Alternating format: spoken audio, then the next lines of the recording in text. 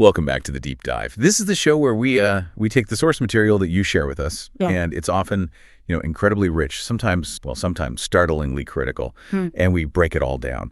Today we are strapping on our cloaks, checking our map, and venturing deep into the realm of high fantasy television. We're going to be examining what one listener argues is a fundamental crisis in the genre today. It's a pretty heavy. It's really intense. We received this analysis from a listener, a longtime fantasy enthusiast, who basically argues that this whole recent wave of big budget adaptations, Ones from the huge networks. exactly, the ones with endless resources, massive CGI budgets, that they are fundamentally failing the genre. And not just failing it, but failing it on an epic systemic scale. Yeah, that's the word, systemic. The source material we have it's really rooted in the genre's deep cultural history. It acknowledges the incredible creative power of real world building. Things like intricate magic systems, political frameworks, even whole theologies and constructed languages. Right, the stuff that makes these worlds feel real, tangible. When it's done right, this genre is, well, it's just boundless escapism. So our mission today is to unpack this very specific four-pronged argument. The source claims that modern shows are committing, and this is a quote, crimes against cinema and writing. That is a strong accusation. It is, and they break it down into four areas: aesthetics, the foundational themes, the quality of the dialogue, and maybe most damningly, the level of respect or lack thereof for the original source material. So this isn't just a fan complaining about a few plot changes. No, not at all. This is more like an intellectual autopsy of epic television. It's probably crucial then to start where the source does, which is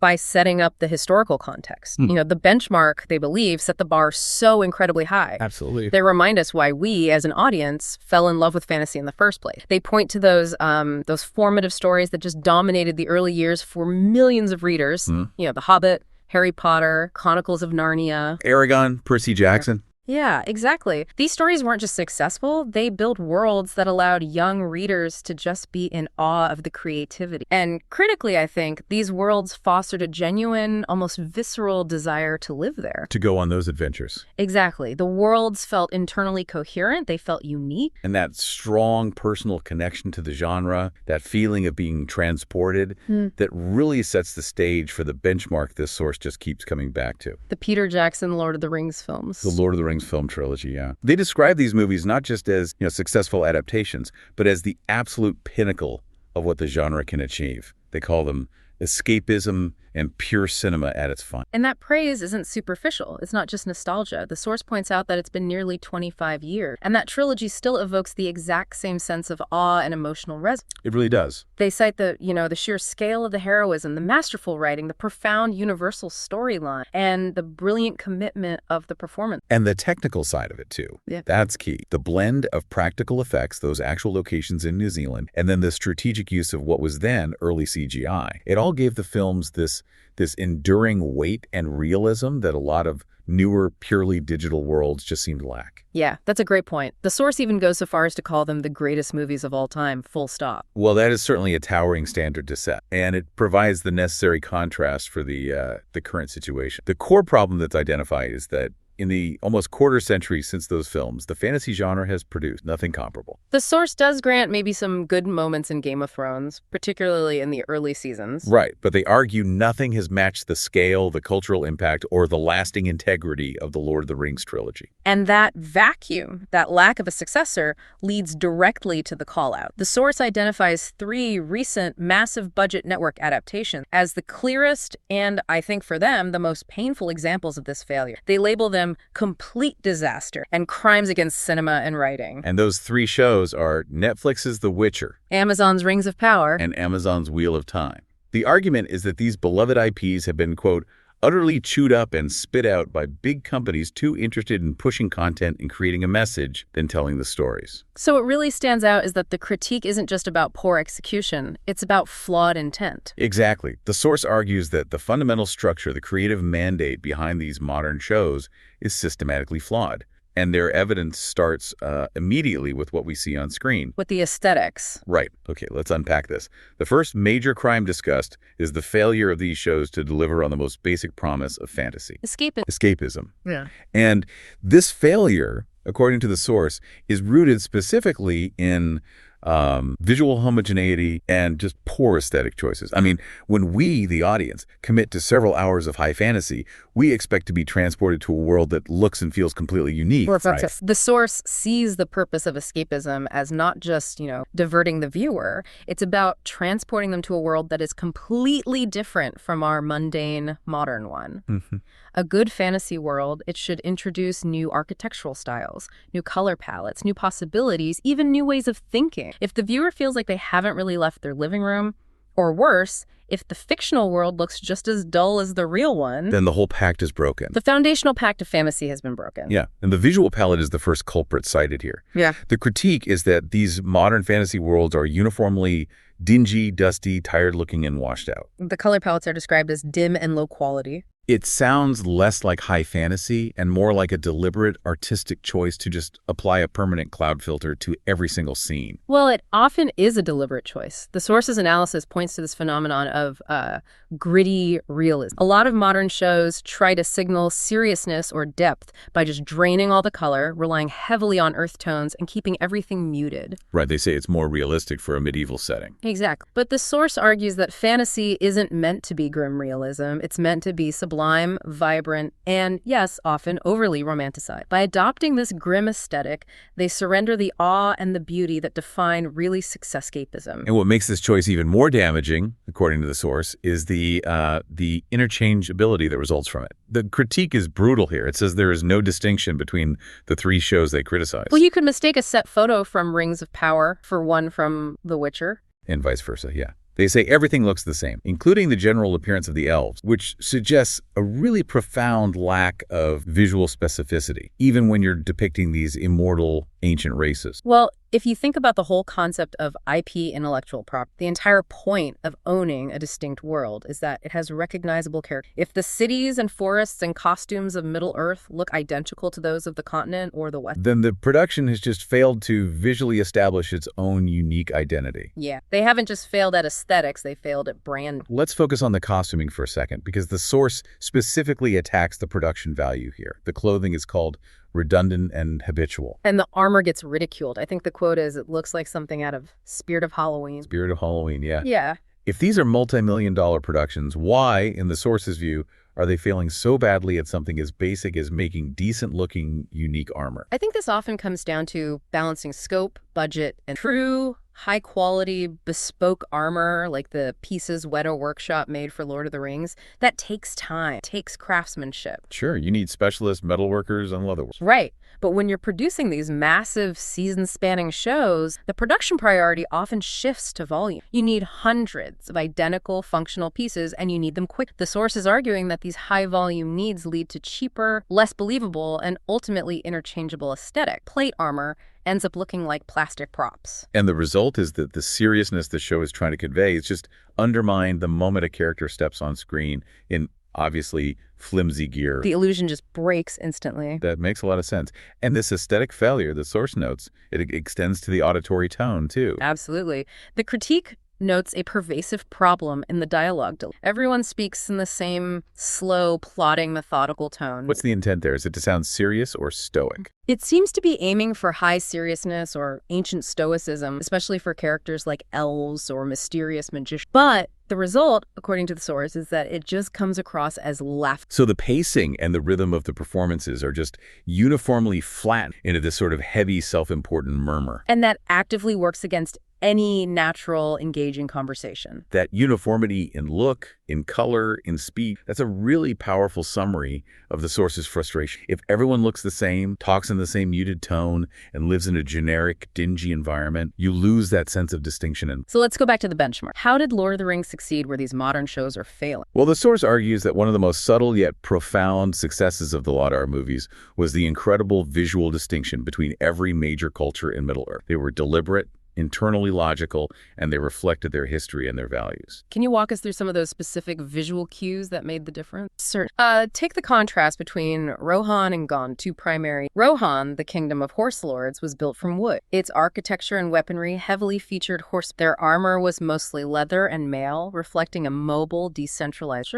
They were rugged, connected to the land. Okay, and gone. Gondor, by contrast, was built on ancient stone and grand, sort of Romanesque architecture. The White City, their armor was gleaming white and silver steel, often highly polished, reflecting a more structured, monumental, and organized military. So the visual language, the flags, the clothing, the colors, it immediately told you everything you needed to know about their history and their priorities. Exactly. If you were just dropped into a scene, you would instantly know which kingdom you were in, even without a single character. And the source even cites differences within the enemy ranks. Yeah, as evidence of this commitment to detail. They point out that the Isengard orcs, created through alchemy and technology by Saruman, were visually and behaviorally different. Who were just masses spawned from the mud and shadow. Exactly. That level of dedicated distinction making the difference between two kinds of monster matter is what the source claims is utterly absent in today's fantasy. Today, orcs, urukai, and various demonic creatures are just generic gray CGI. And when you lose that distinction, the world loses its cultural texture and depth. You're left with a generic, interchangeable fantasy backdrop that just fails to translate. Here's where the critique moves from that overall aesthetic failure to what the source views as a deeper creative problem. This is the specific critique of cultural and character uniformity within the new fantasy worlds. Right.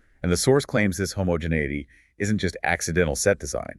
It seems to be actively enforced by modern creative decisions. This is a really significant point because it touches on the intentionality of world building. The source is arguing that even when you have geographical separation that should suggest massive cultural differences, the result is superficial. They claim, quote, "This village in Wheel of Time looks no different to this little village in Rings of Power." So both are set in a medieval fantasy landscape, but the source says they're somehow as diverse as downtown LA. Right, implying a modern, anachronistic blend of cultural markers that makes them feel generic, not... Let's pause on that claim for a moment. When they say as diverse as downtown LA, they're talking about the confusion of material culture, right? A medieval village in a harsh, cold climate shouldn't look or function like a sun-baked village far to the south. That's the absolute core of the critique. True cultural distinction should manifest how they dress, what they eat, the materials they use for their housing, and crucially, their social structure. If every village, regardless of its history, its climate, or its is fundamentally organized in the same way, the world is just flat. It doesn't matter how great the special effects are if the underlying sociology... And the source claims that specific creative choices are actively working against creating this essential distinction,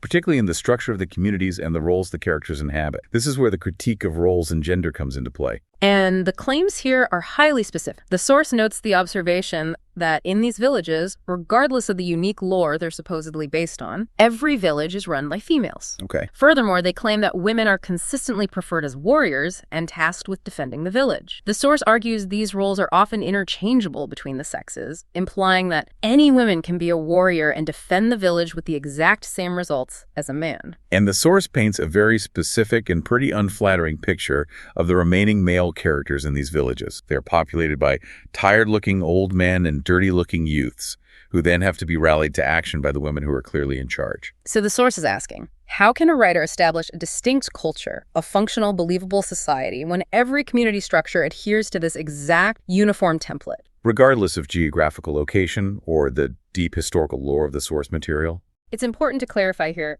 the source isn't criticizing the inclusion of strong female characters. They've always been present in fantasy. Instead, they're criticizing the uniformity of social hierarchies and gender roles across diverse fantasy cultures. So, in their view, some modern writers might believe that any deviation from these interchangeable roles would create disunity. And in doing so, they strip the worlds of the complex social texture, the texture of different. That makes them compelling in the first place. If every single culture shares the exact same social dynamics, you have homogeneity, not world. That connects directly back to the idea of escapism. If the only difference between one village and the next is the accent of the people, the illusion of a grand, detailed world just collapses. It does. And shifting away from human culture. The source also targets the aesthetic crisis of the monster. You'd think monsters would be a place for boundless, unrestrained creativity, but the source insists that even the monstrous entities lack originality. What's fascinating here is the insistence that truly great fantasy relies on specific, terrifying originality to make the world. The critique notes that monsters in modern shows look similar,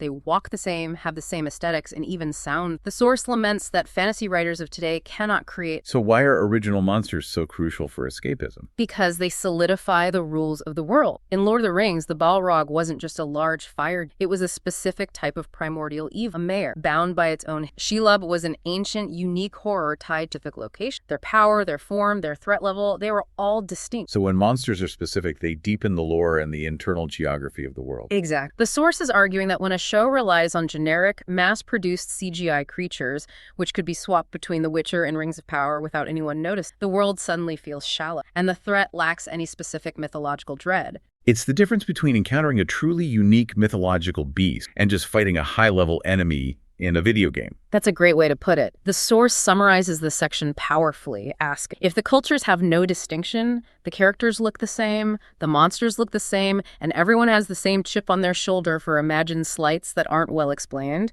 then what is the use? Where's the enjoyment? Where is it? The lack of visual and cultural nuance is perceived as a barrier to enjoyment and ultimately to escapism itself. The whole point of the genre is lost in the attempt to make every corner of the fantastical map look like every other corner. So shifting focus now from what the worlds look like to what the characters sound like, and maybe more importantly, what foundational themes are missing. This is where the source moves its criticism firmly into the realm of pure writing and thematic integrity, the alleged erosion of dialogue and theme. The source clearly holds a deep appreciation for classic fantasy dialogue. They describe the best examples as nuanced, subtle, profound, and thought-provoking. They note that, paradoxically, the best dialogue was often simple, straightforward, and authentic. But it was also hard-hitting because it reflected universal, foundational human concepts like duty, sacrifice, war, and death. And the source attributes this depth to something that's often overlooked: the influence of genuine, difficult life experience that informed the original author's work. They detail a context for creation that contemporary writers just may not share.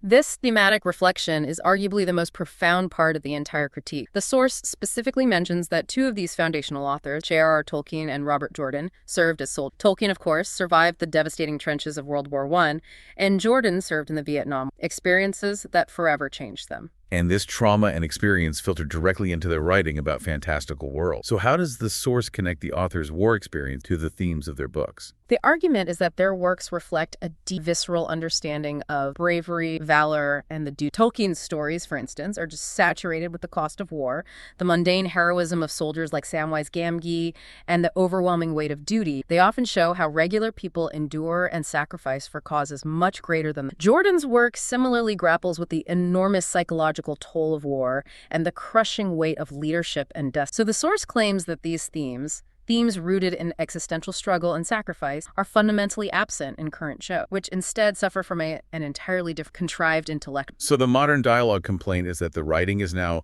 convoluted, nonsensical, and pseudo-intellectual. Yeah, an attempt to sound philosophical and important without having anything genuine or hard-won. And this contrast between the straightforward, authentic depth of the originals and the pretentious convolution of the new material is the core linguistic complaint. The goal of this kind of dialogue, the source argues, is often to create these quotable moments, but they fail. They fail because they prioritize abstract, flowery language over character-driven, authentic. Dialogue should advance the plot or reveal character. And when it just sounds like a writer trying to prove how smart they are, it instantly breaks the immersion. Completely. Let's analyze the specific lines of dialogue that the source cites as evidence of this pretend. They offer three specific examples. The first one is a philosophical metaphor. Do you know why a ship floats and a stone cannot? Because the stone sees only downward. So this line, which is likely pulled from Rings of Power, is used by the source as a textbook example of a convoluted metaphor. It's attempting to convey some deep philosophical truth about perspective or aspiration, but it's delivered in a way that feels utterly unnatural and shoehorned into the conversation. It's trying to sound wise.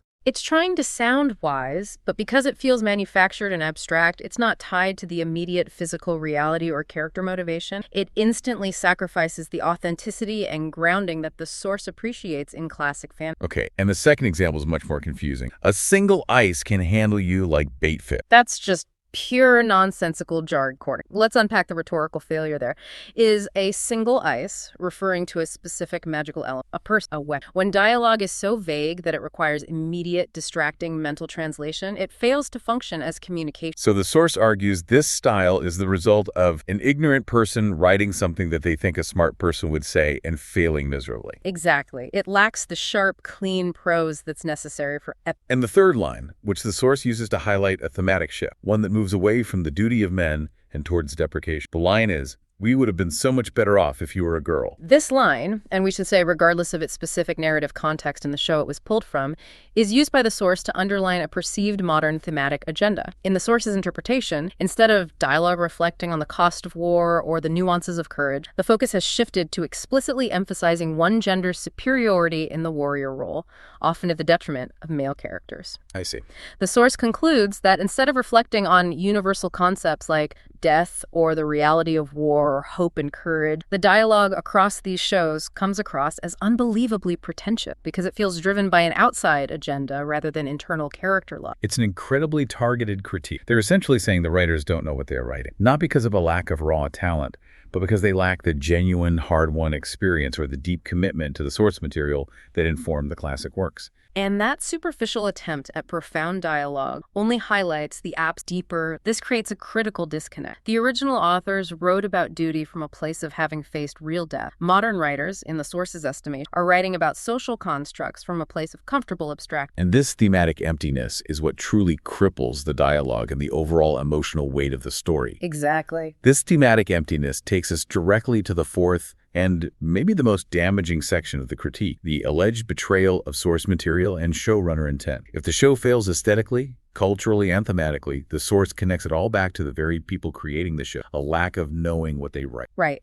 The source argues there's a distinct and damaging lack of experience and knowledge among the showrunners tasked with adapting these complex, generations-spanning epics. They claim many current showrunners lack the necessary life experience, or in some cases, the actual foundational writing experience required to handle stories which are often steeped in complex history, linguistics, and philosophy. What evidence does the source provide for this alleged inexperience? The most specific example cited involves J.D. Payne and Patrick McKay, the showrunners for Rings of Power. The source notes they had little to no writing experience prior to being handed one of the most cultural. Wow. The implication is that adapting Tolkien requires not just a huge but a deep scholarly understanding of his legendary, his language, history, philosophical frame, which an inexperienced writer is simply not, leading directly to the aesthetic and thematic failures we're talking about. But the criticism goes far beyond mere inexperience and escalates into something far more severe. This is the claim of active disdain for the source material. Yeah, the source claims that writers and directors, particularly in The Witcher and Wheel of Time, quote, actively despise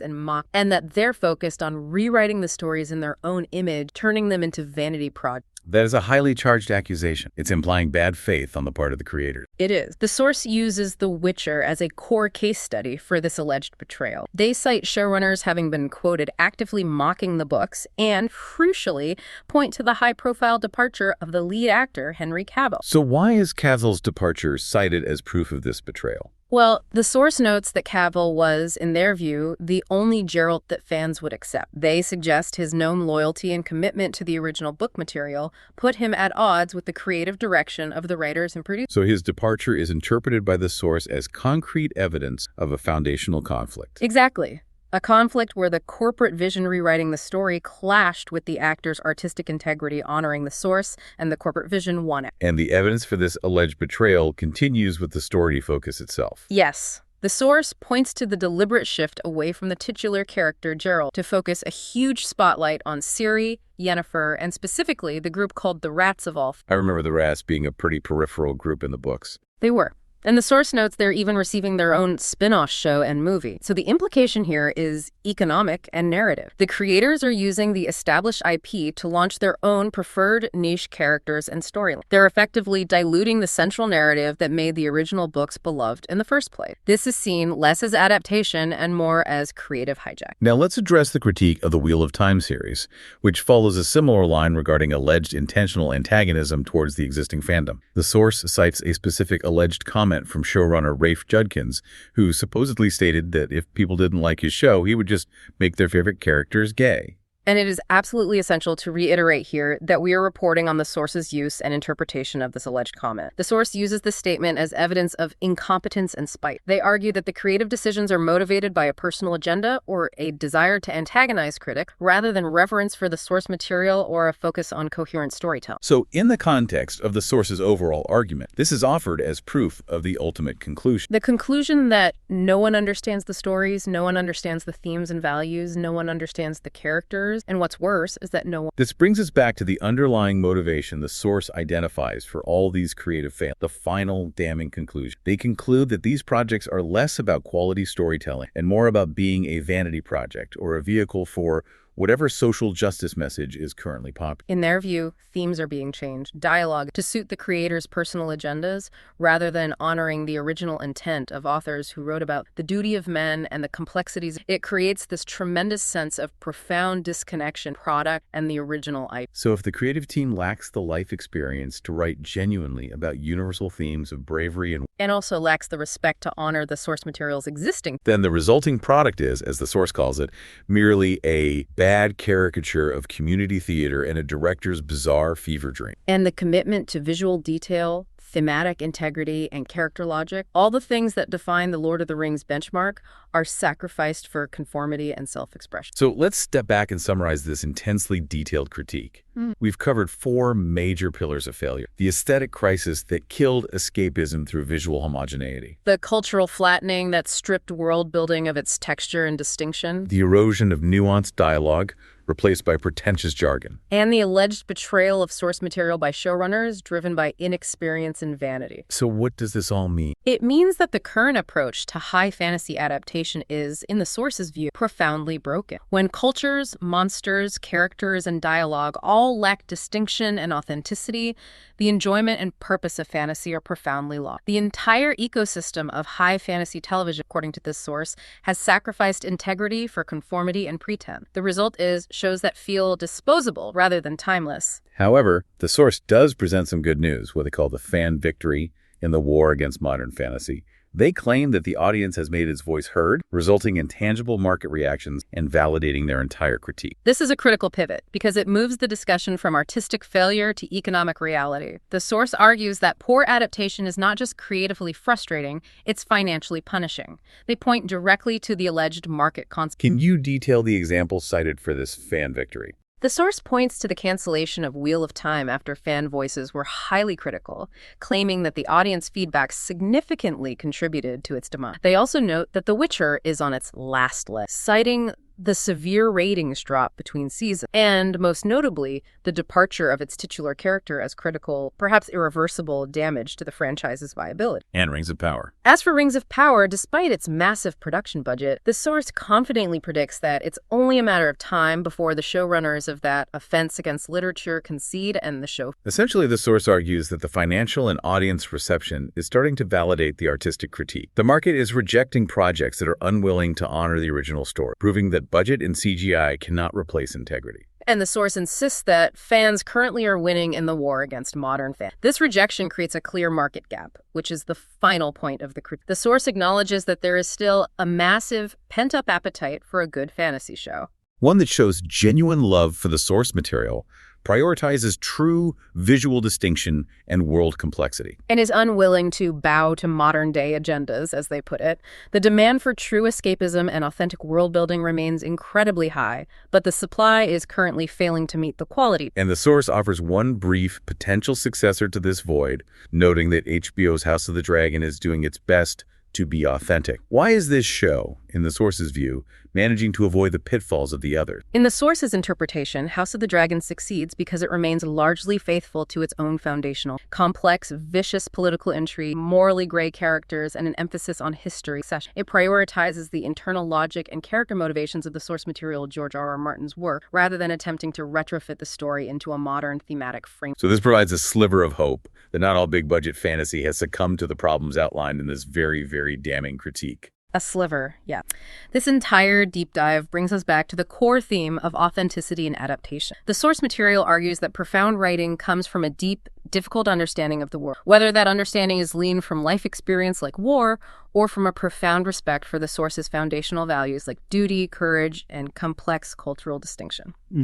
This raises an important question for you, the listener. In a world of infinite content, where massive IP is constantly being adapted and budgets are nearly limitless, how much responsibility do creators truly have to the integrity and foundational themes that made the source material beloved in the first place? When does adaptation become betrayal? And is that betrayal something the market will continue to punish severely enough to force a change in creative direction? That is the ultimate question. It's about the difference between merely producing disposable content, crafting a truly rich, distinct, and enduring world that honors its origin. We've seen the elements the source claims are vital for true escape: visual distinct, terrifyingly original culturally specific social structure, nuanced dialogue, and above all, thematic loyalty. Think about what elements, that visual depth, the cultural specificity, or the thematic diff are most crucial. Thank you for joining.